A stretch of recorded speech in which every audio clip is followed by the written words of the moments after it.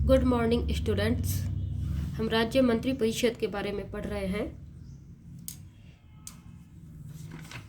जिसमें हमने राज्यपाल के राज्य मंत्री परिषद के जो संवैधानिक प्रावधान है उनके बारे में पढ़ा, जिसमें अनुच्छेद 163, 174, 166 और 167, अनुच्छेद 177 हम पढ़ चुके हैं। इसके अलावा हम मंत्रियों द्वारा राज्यपाल को दिए गए परामर्श की प्रकृति के बारे में भी पढ़ चुके हैं, और इसके अलावा हमने पढ़ा कि मंत्रियों की नियुक्ति राज्यपाल किस प्रकार करता है। आज हम मंत्रियों की शपथ एवं वेतन भत्तों के बारे में पढ़ेंगे।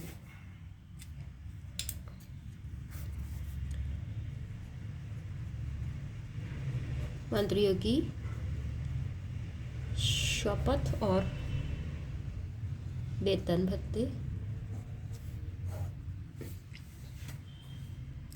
राज्यपाल कार्यभार ग्रहण करने से पहले मंत्री की पद एवं गोपनीयता की शपथ लेते हैं। राज्यपाल कार्यभार ग्रहण करने से पहले मंत्री को पद एवं गोपनीयता की शपथ दिलाते हैं और मंत्री शपथ लेता है। मंत्रियों को शपथ राज्यपाल दिलवाता है। मंत्री शपथ लेते हैं कि मैं भारत के संविधान के प्रति सच्ची श्रद्धा और सत्यनिष्ठा रखूंगा। फिर मैं भारत की प्रभुता एवं अखंडता को बनाए रखूंगा। मैं अपने दायित्वों का श्रद्धापूर्वक और शुद्ध अंतःकरण से निर्वहन करूंगा। मैं भय या पक्षपात, अनुराग या द्वेष के बिना सभी प्रकार के लोगों के प्रति संविधान और विधि के अनुसार न्याय करूंगा। राज्यपाल कार्यभार ग्रहण करने से पहले मंत्री को पद एवं गोपनीयता की शपथ दिलाते हुए ये सारी शपथ दिलवाते हैं। गोपनीयता के संबंध में मंत्री विश्वास दिलाता है कि जो विषय राज्य के मंत्री के रूप में मेरे विचार में लाया जाएगा अथवा मुझे ज्ञात होगा, उसे किसी व्यक्ति या व्यक्तियों को तब तक सिवाय जबकि ऐसे मंत्री के रूप में अपने कर्तव्यों के सम्यक निर्वहन के लिए ऐसा करना अपेक्षित हो, मैं प्रत्यक्ष या अप्रत्यक्ष रूप से संसूचित या प्रकट नहीं करूंगा। अर्थात गोपनीयता में मंत्री यह विश्वास दिलाते हैं कि वे अपने विषय में जो भी उनके पास विचार आएगा वह प्रत्यक्ष या अप्रत्यक्ष रूप से सबके सामने उसे प्रकट नहीं करेंगे।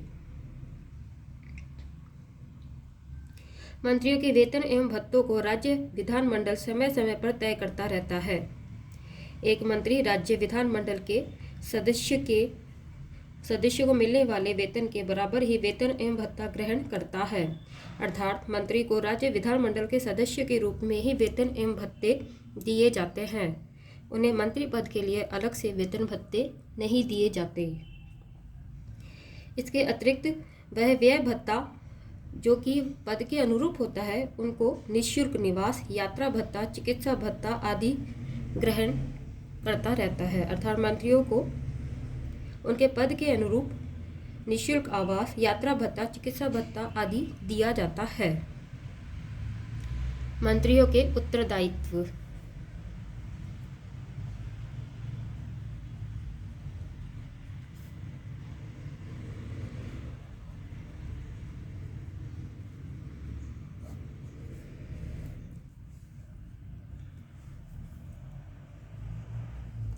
सामूहिक उत्तरदायित्व।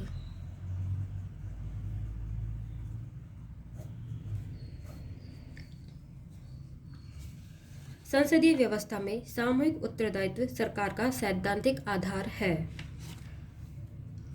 अनुच्छेद 164 स्पष्ट करता है कि राज्य विधानसभा के प्रति मंत्री परिषद का सामूहिक उत्तरदायित्व होगा। इसका तात्पर्य यह है कि अपने सभी क्रियाकलापों कृत्यों के लिए विधानसभा के प्रति उनका संयुक्त उत्तरदायित्व होगा। अर्थात मंत्री परिषद मुख्यमंत्री सहित अपने कार्यों के लिए विधानसभा के प्रति सामूहिक रूप से उत्तरदायी होती है। वे टीम की तरह कार्य करते हैं। यदि विधानसभा मंत्री परिषद के खिलाफ अविश्वास प्रस्ताव पास कर देती है तो सभी मंत्रियों सहित विधान परिषद से आए मंत्रियों को भी त्यागपत्र देना पड़ता है। इसका एक विकल्प यह भी है कि मंत्रिपरिषद राज्यपाल को विधानसभा विघटित करने और नए चुनाव कराने की घोषणा करने की सलाह दे सकती है। राज्यपाल उस मंत्री परिषद के पक्ष में कुछ नहीं कर सकता जिसने विश्वास खो दिया हो।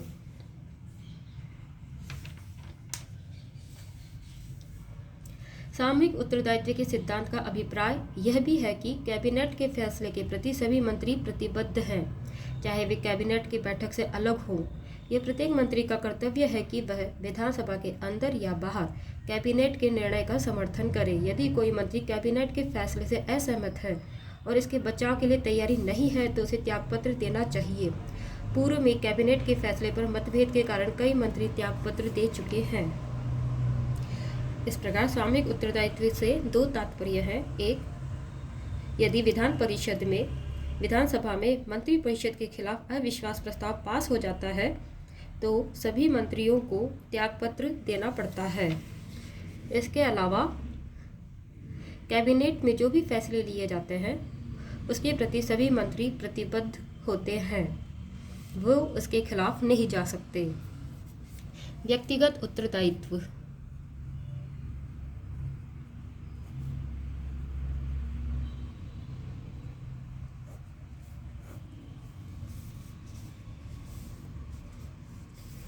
अनुच्छेद 164 में व्यक्तिगत उत्तरदायित्व का सिद्धांत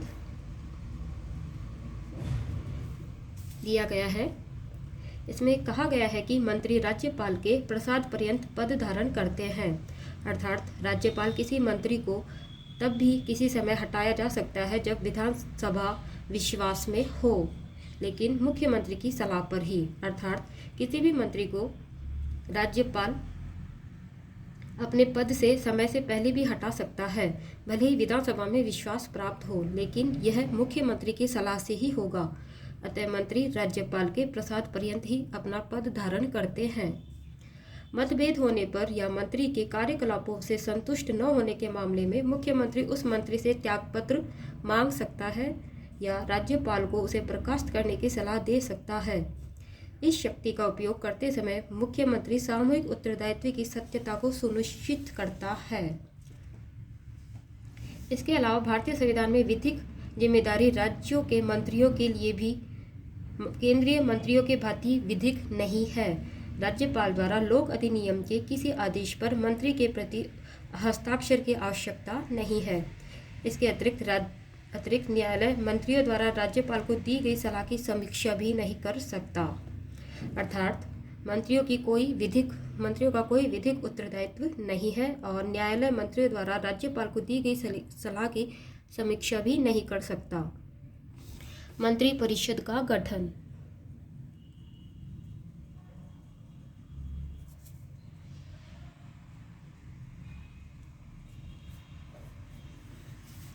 संविधान में राज्य मंत्री परिषद के आकार एवं मंत्री के पद को अलग से विवेचित नहीं किया गया है।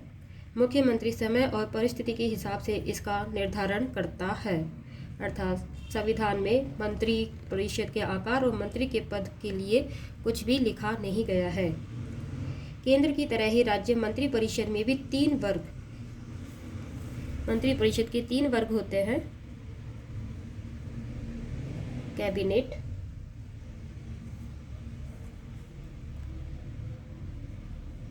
राज्य मंत्री और उपमंत्री।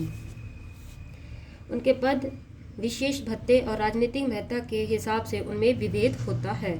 इन मंत्रियों के ऊपर मुख्यमंत्री राज्य में सर्वोच्च शासकीय पदाधिकारी होता है। मंत्री परिषद में 3 वर्ग होते हैं: कैबिनेट, राज्य मंत्री और उपमंत्री, और इनमें सर्वोच्च शासकीय पदाधिकारी मुख्यमंत्री होता है।